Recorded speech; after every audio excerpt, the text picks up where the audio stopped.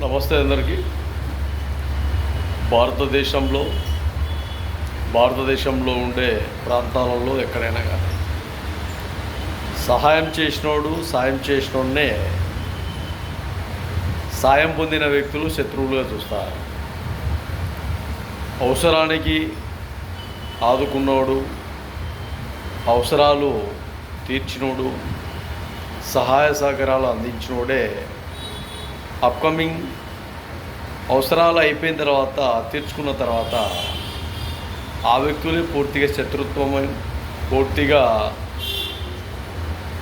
వైర్యం ఇలా ఏర్పడిపోయింది నేటి కాల పరిస్థితులు.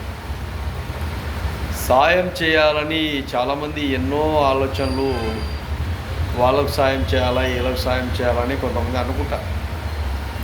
అనుకున్నవన్నీ ఎన్ని చేసినా కూడా ఇలాంటి పరిస్థితులు ఎదురవుతున్నాయి. కాబట్టి కొంతమంది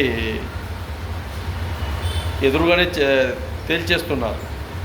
మేమేం చేసినా కూడా ప్రజల్లో మా పైన మళ్ళీ కక్ష సాధింపులు ఉంటాయి, శత్రుత్వాలు ఉంటాయి, ఏ హెల్ప్ లైన్ చేయాలయ్యా అనే వరకు ఏర్పడ్డారు.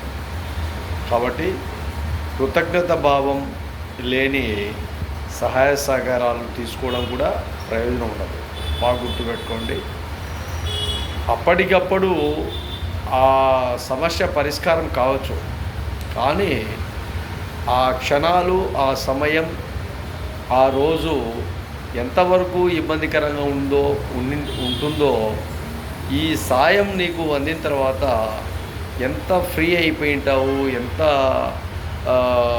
లోపల మనిషి ఇబ్బందులు లేకుండా ఒక ప్రమాదం అంచు నుంచి బయటపడ్డాడు అన్నట్టు ఉంటారో బాగా ఆలోచనలు.